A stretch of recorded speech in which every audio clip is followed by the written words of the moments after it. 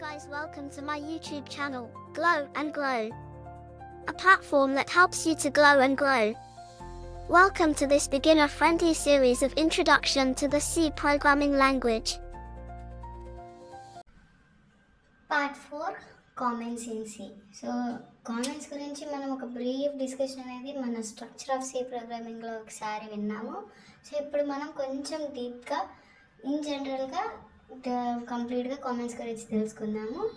So comments are nothing but these are like the statements written in a program where C compiler will not compile or execute or read or implement or anything అనమాట. will not implement అనమాట. అది ఏమి చేయదు. C compiler అనేది comments are nothing but like statements అనమాట. Comments are like these are the statements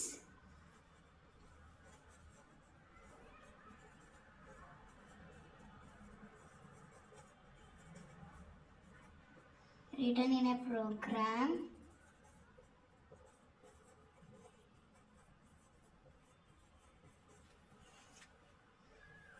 where C compiler will not execute or compile or read or any other operations. So the comments వచ్చేసి like statements అనమాట. ఒక ప్రోగ్రాంలో మనం రాసే statements comments అవి మనము 2 టైప్స్గా define చేస్తాము. ప్రోగ్రామ్ లోపల మనము 2 వేస్లో రాయొచ్చు. ఆ 2 వేస్లో రాసిన ఏ లైన్ కూడా సి కంపైలర్ అనేది ఎగ్జిక్యూట్ చేయదు, కంపైల్ చేయదు, రీడ్ చేయదు, అసలు ఏం చేయదు. జస్ట్ అదొకటి అలా ఉండిద్ది. అంటే వెనెవర్ సి కంపైలర్ అనేది ఈ కామెంట్స్ని మనము 2 వేస్లో డిఫైన్ చేస్తాం. ఆ 2 వేస్లో ఏ ఒక్క వేని కంపైలర్ అనేది ఫోకస్ చేసినా వెంటనే అక్కడ నుంచి టెర్మినేట్ అయిపోయి నెక్స్ట్ లైన్కి వెళ్ళిపోతుంది. కానీ మనం కామెంట్స్ లోపల రాసేది ఎగ్జిక్యూట్ చేయదు. So let's see what are the types of comments. So they are 2 types of comments in C. So అందులో ఫస్ట్ వన్ వచ్చేసి సింగిల్ లైన్ కామెంట్ అనమాట. సింగిల్ లైన్ కామెంట్ అంటే నథింగ్ బట్ మనం రాసే ప్రోగ్రాంలో ఆ కామెంట్ అనేది మనకి సింగిల్ లైన్లో రాస్తే సరిపోతుంది అనే సిచ్యువేషన్లో మనము we use single line comment అనమాట. దీన్ని we represent as double forward slash. ఇలా మనము రిప్రజెంట్ చేస్తాం.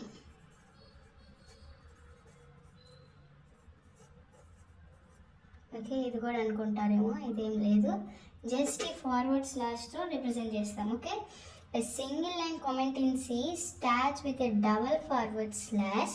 It extends till the end of the line and we don't need to specify its end అనమాట. సో ఇప్పుడు మనకి సి ప్రోగ్రామింగ్లో 1 2 3 4 5 అలా లైన్స్ ఉంటాయి కదా. అందులో మన ఫస్ట్ లైన్లోనే కామెంట్ స్టార్ట్ చేస్తే ఇక్కడ ఈ లోపల మనము ఏబిసిడి ఈఎఫ్ ఎన్ని రాసినా ఆ పర్టికులర్ లైన్ నెంబర్ 1 అనేది ఎండ్ అయ్యేదాకా ఆ కామెంట్ అనేది యూజ్ అయ్యిద్ది. వేరాజ్ మనం నెక్స్ట్ సెకండ్ లైన్కి వచ్చేసరికి ఇంకా ఈ కామెంట్ అనేది మనకి రాదు. కిందకి డైరెక్ట్గా మనం యాష్ ఇంక్లూడ్ రాసిన ఏ లైన్ రాసినా కానీ ఇక్కడ నుంచి సి ప్రోగ్రామ్ అనేది ఎగ్జిక్యూట్ అయ్యిద్ది. ఇప్పుడు ఫర్ ఎగ్జాంపుల్ మనము చూద్దాం, ఒక ఎగ్జాంపుల్ చెప్తా. ఇప్పుడు సేమ్ మనం నిన్న గుర్తుందా, మనం మన ఫస్ట్ ప్రోగ్రామ్ హలో వరల్డ్ రాసాము. సో అందులో let's start hash include standard input output dot H.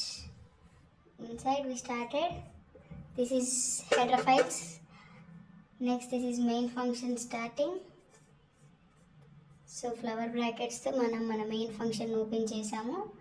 ఇక్కడ we are writing printf function, printing hello world semicolon. Okay, so ఒక brief explanation about this program ఇస్తాను, ఒకసారి జాగ్రత్తగా వినండి.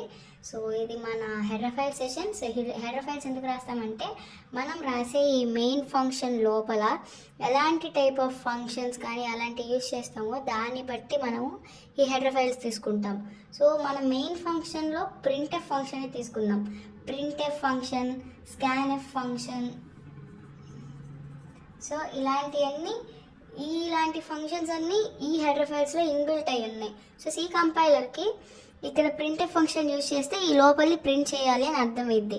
అసలు ఇది ఇలాంటి ఒక ఫంక్షన్ అనేది ప్రింటింగ్ కోసం యూజ్ చేస్తాము అని సి కంపైలర్కి ఎలా అర్థమైద్ది? సో దీనికి వీటికి సంబంధించిన ఒక హెడర్ ఫైల్ అనేది మనము ఇంక్లూడ్ చేస్తున్నాం. సో అది ఇంక్లూడ్ చేయడం వల్ల దీంట్లో ఉండే ఇలాంటి ప్రింట్ఎఫ్, స్కాన్ఎఫ్ అలాంటి ఎన్నో ఫంక్షన్స్ అనేవి దీన్ని ఇంక్లూడ్ చేయడం వల్ల మనకి కాల్ చేసి ఇంకా డైరెక్ట్గా మనకి ప్రింట్ఎఫ్ స్టేట్మెంట్ రాయగానే ఈ లోపలిది ప్రింట్ అయిపోతుంది. ఓకే, ఇప్పుడు మనము ఇక్కడ ప్రింట్ఎఫ్ రాసి ఒక స్టేట్మెంట్ రాసాం హలో వరల్డ్ అని. సో ఇదేంటి? Printing statements. సో ఇప్పుడు నేను ఇలా డైరెక్ట్గా రాస్తే మీకు అర్థం కాదు. సో నేను ఇక్కడ కామెంట్స్ పెట్టి it is a printing statement అని ఇలా రాస్తున్నా. సో ఇప్పుడు మీకు అర్థమైంది కదా ఇక్కడ ఏం చేస్తున్నాము, ప్రింటింగ్ స్టేట్మెంట్ రాసాం. నెక్స్ట్ దీనికి కామెంట్స్ స్టార్ట్ చేసి it is a header file section. Nothing but మనం ఆ లైన్లో ఏం చేస్తున్నాము, ఆ లైన్లో ఏం రాస్తున్నాము అని థియరిటికల్గా ఎక్స్ప్లెయిన్ చేయడానికి. ఒక కోడ్ మధ్యలో మనం ఇలాంటివి రాస్తే కంపైలర్ అనేది కంపైల్ చేయదు, ఎగ్జిక్యూట్ ఏం చేయదు. కాబట్టి కంపైలేషన్లో ప్రాసెస్లోకి ఇంక్లూడ్ అవ్వకుండా ప్రోగ్రామ్ లోపలే మనము సపరేట్గా డిస్క్రిప్షన్ లాగా రాయడానికి we use comments. Single line comment అంటే ఇలాగా ఒక్క లైన్కి రాస్తాం. సో ఇప్పుడు కంపైలర్ అనేది స్టార్ట్ అయ్యింది, కంపైలేషన్ మెయిన్ ఫంక్షన్ నుంచి స్టార్ట్ అయింది. సో ఇంట్ మెయిన్ ఫంక్షన్ స్టార్ట్ అయింది, ఫ్లవర్ బ్రాకెట్ ఓపెన్ అయింది. సో ఈ లోపలికి వెళ్ళగానే మనకు ప్రింట్ఎఫ్ స్టేట్మెంట్ ఉంది. అసలు ఇక్కడ ప్రింట్ఎఫ్ స్టేట్మెంట్ కంపైల్ చేయడానికి ఇది ఓన్లీ ప్రింటింగ్ కోసం యూజ్ చేస్తామని ఎలా తెలిసిద్ది? సో మనకి ఇక్కడ హ్యాష్ ఇంక్లూడ్ అనేది ఇన్సర్ట్ చేసాం.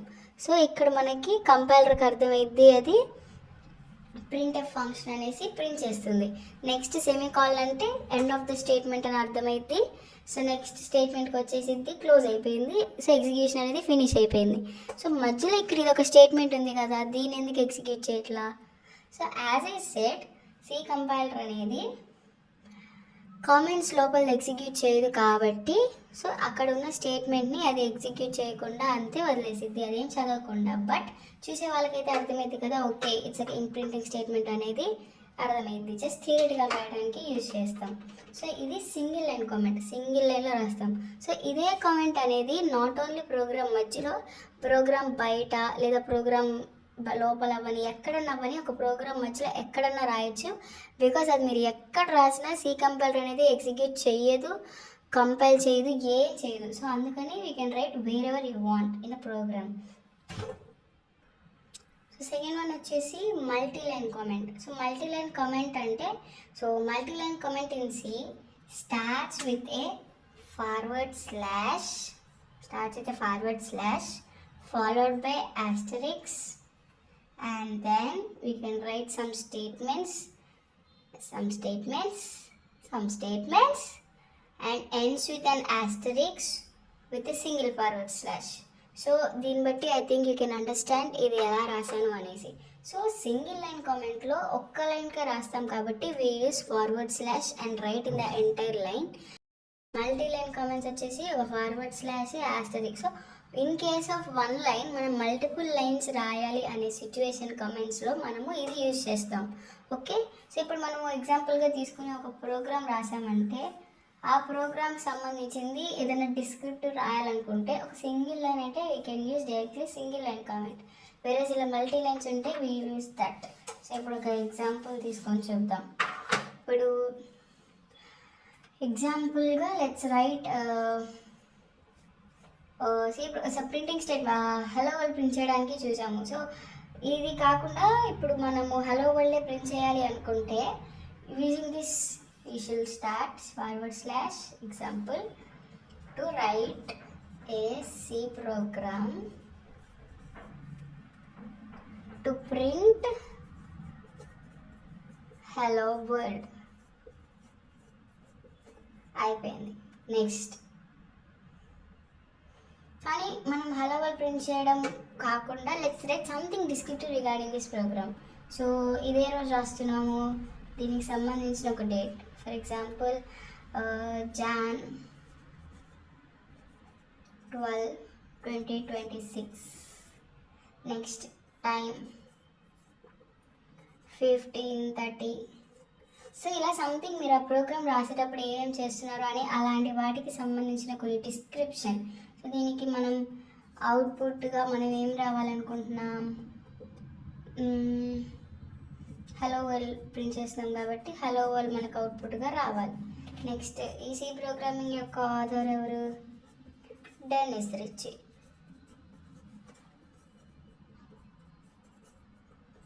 ఈయన ఎప్పుడు కనుక్కున్నాడు, 1972.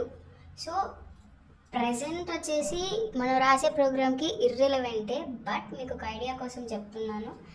ఇప్పుడు క్లోజ్ చేయాలంటే ఆస్టరిక్స్ /. So I arrange this. So ఇలాగా మల్టీ లైన్ కామెంట్స్ అనేది రాయాలనుకుంటే మనం ఇలా యూజ్ చేసుకుంటాం.